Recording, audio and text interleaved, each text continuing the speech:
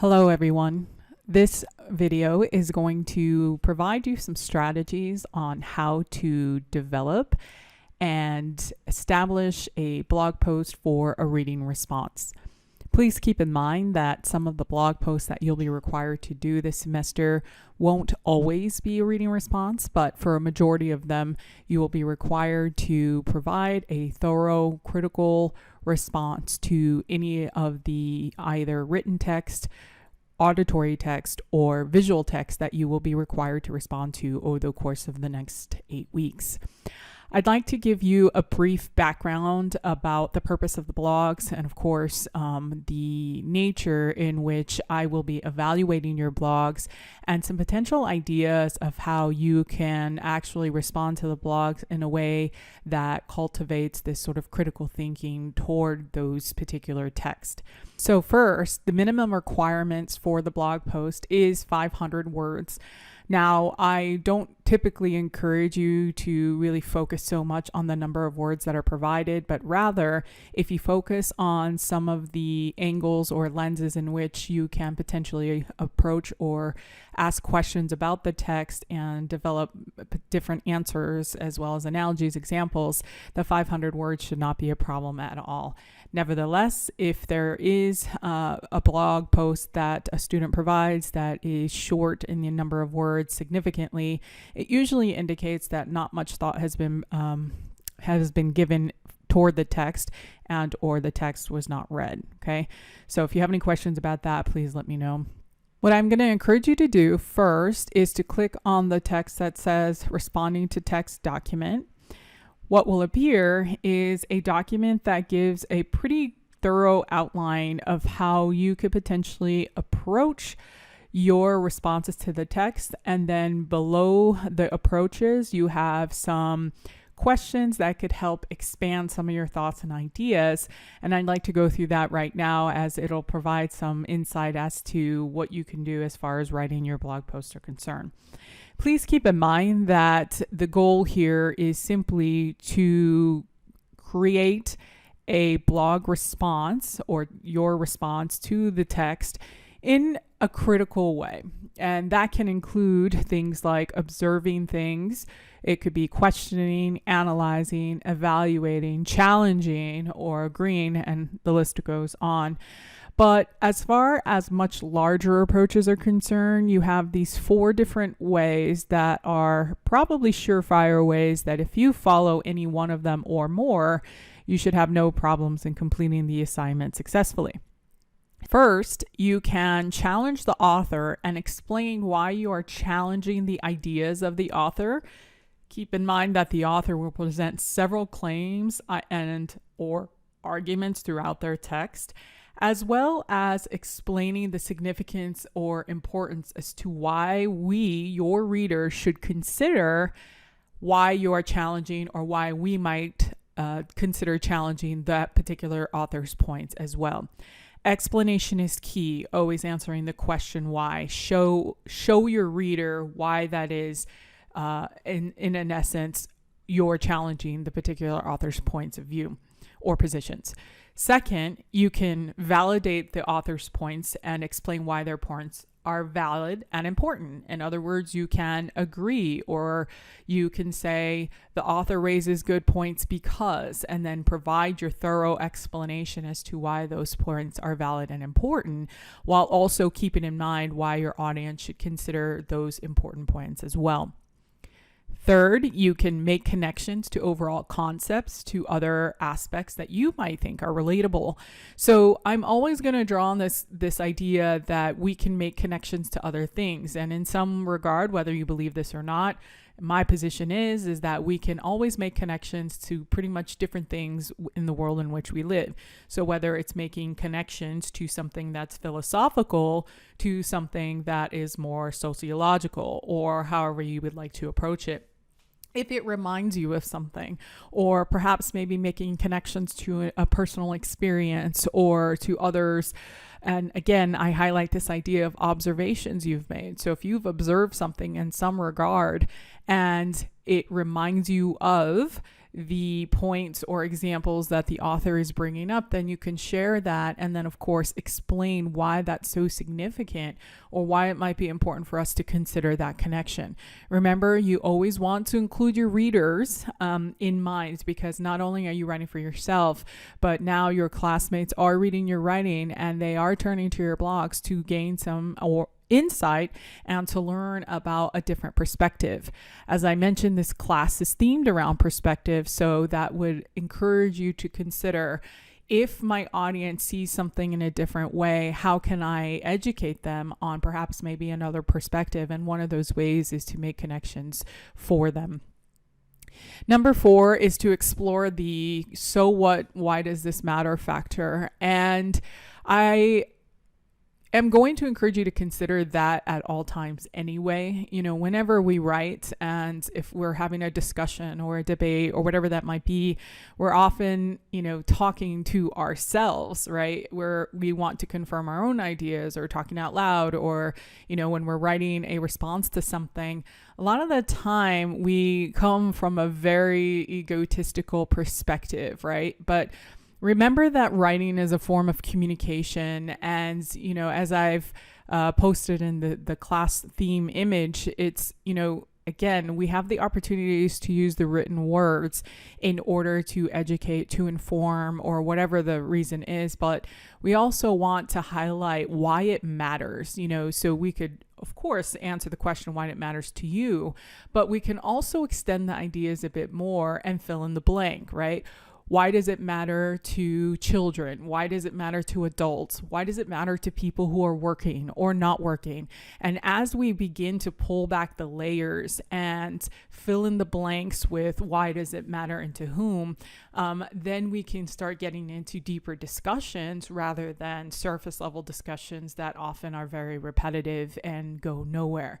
So these 4 approaches, and of course they are the most basic approaches and probably a good place to get started to help you start generating those ideas. And then as you further explore those ideas, then you can consider some of the who, what, where, when, why questions in order to expand your thinking. So even for yourself, before you get started with writing, you want to explore these ideas. And I often tell my students to go out and have conversations about these texts. Go out and think about these texts and connect them to the real world. Do these things matter? How can I apply these things in other ways? And so this is how we begin to make connections from inside the classroom to outside of the classroom, in the worlds and individual worlds in which we live, and begin to bridge ideas for us to begin to continue to push knowledge forward. Now, these questions are just STEM questions, right? So they're sort of these STEM questions, but you can literally fill in the blank, change out some of these words, and that's how you extend your ideas.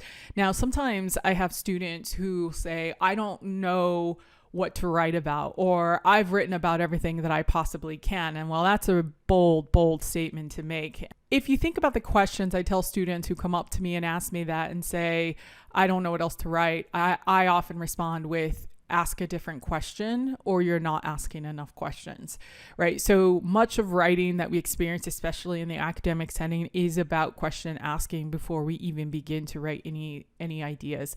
So for some of these, like the who, and again, this is not an exhaustive list, you just want to look at it and say, okay, well, who would benefit from this? So let's say you have a text, right? And the author is making this argument and providing this position, and often encouraging people to see things their way or to buy into their approach, right?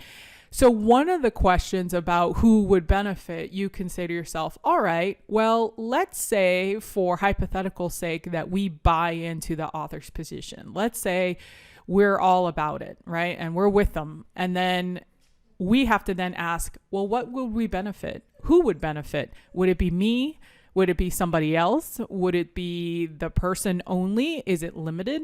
Or is it something that could be beneficial to a much larger group? And then, of course, expanding on the ideas and saying, well, is it a problem? So you can layer these questions, right? It's question after question after question. Of course, you can see how it won't be a problem to write these ideas out. But don't be afraid to get critical, right? And in that aspect, ask the hard questions. Ask the questions that nobody's asking. If you're thinking it, say it. Again, the whole goal of these opportunities in these writing spaces is so that we can share those ideas.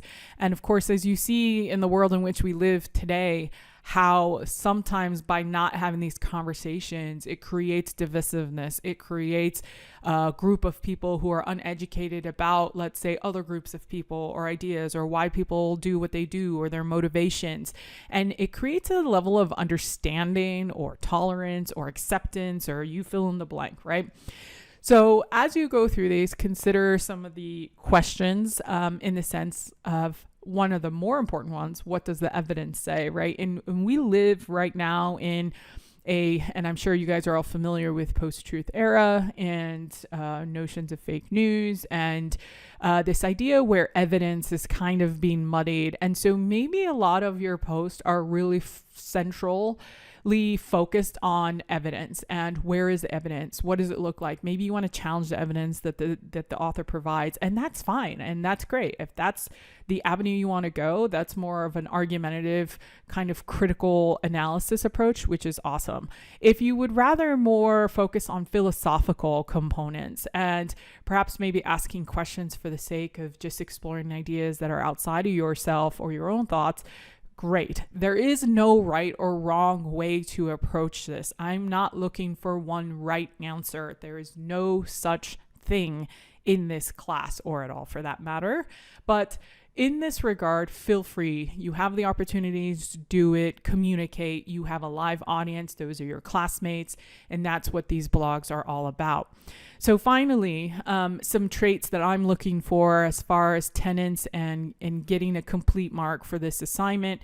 Always be sure to explain yourself fully. Think about conversations you have with people. How annoying would it be if somebody came up to you, made one statement and walked away? You want to know more. You want to know why they said what they said. You want examples. You want to be able to understand it thoroughly. And so think about that from a writer perspective.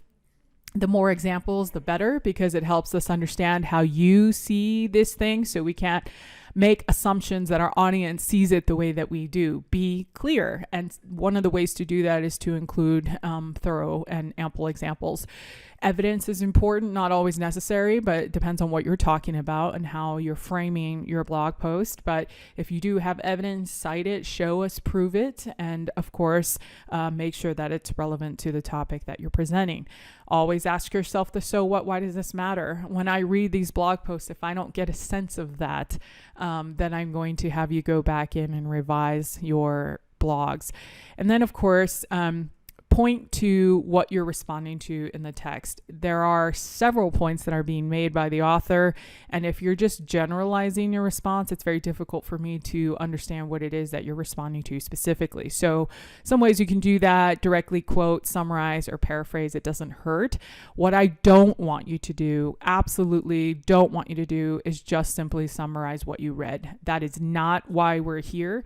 We're here to extend conversations, to participate in the conversations presented by the authors, and do pretty much what I just provided an overview for. So if you have any questions or you're unsure still how to proceed with blog responses, feel free to let me know. Now, what I want to do is focus on how your blog responses might actually aesthetically look and how you might organize it on the actual blog itself.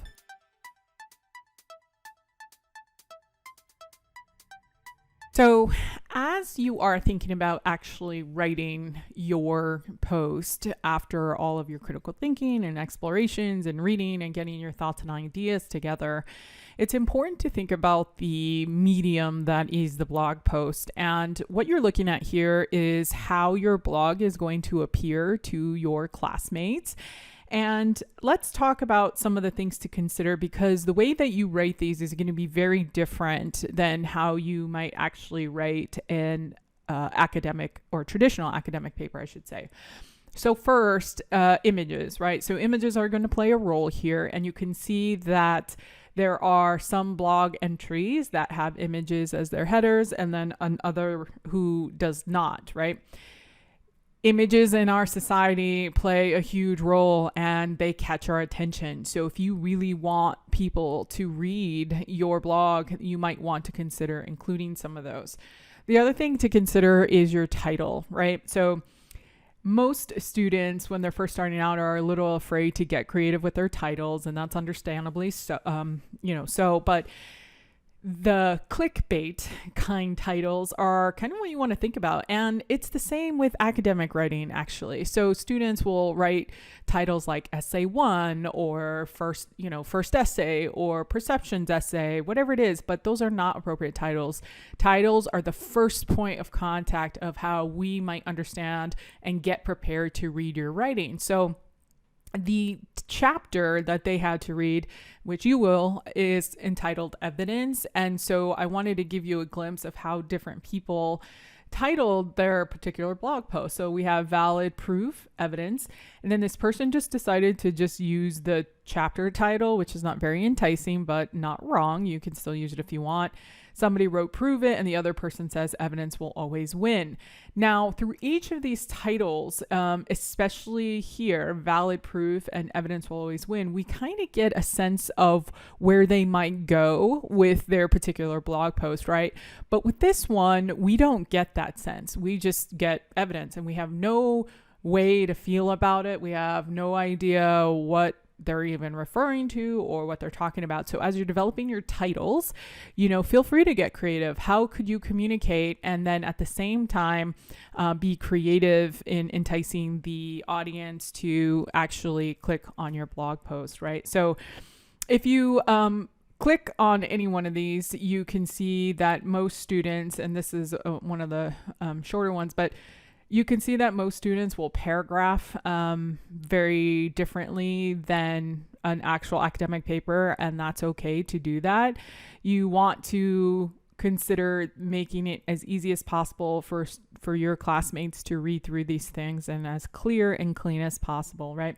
The other thing too is you'll notice at the beginning that there are little tidbits to get you started. So as an intro, do you want to start off with, I read this text that, it doesn't really give us insight, but how are you, again, going to capture your readers to get them inside your blog, right? So this person says why it feels free. What does make people say these are facts? So they start off with questions, right? And then this person says evidence plays a significant role in our lives. So you might be inclined to click on that to kind of see why, or what point are they getting to? And then here, evidence is a body of facts or information. So this person starts by defining. And as you go through these, like I said, it is your choice on how you approach it, your tone of voice, if you want to be funny or whimsical, if you want to talk directly to the reader, you design it how you wish, okay? As long as you're approaching it through some of those critical questions, like I said, you can say, dear reader, or you're back, or, however you wish to approach it, it's entirely up to you, okay? Now, there's no one right way to do this. As I said before, I'm not really caught up on this idea of perfection here. The goal is we're trying to communicate the best way that we can using this particular platform. So I say give yourself some opportunities to kind of explore the different ways you might want to approach it. You don't have to stick to one way. More often than not, students start off with being formal, but you'll quickly learn that formal on a blog post platform does not really work very well. Students get bored. And again, think about yourself as reader. What captures your attention? What makes you read something all the way through instead of just the title, like in a Twitter scenario or some version of that? Okay, so if you have any questions, feel free to reach out. If you want me to look at something before you post it, you can email it to me if you wish and ask me to look at anything that you want me to. And hopefully throughout the course of the semester, you'll feel a little bit more comfortable approaching these different blogs.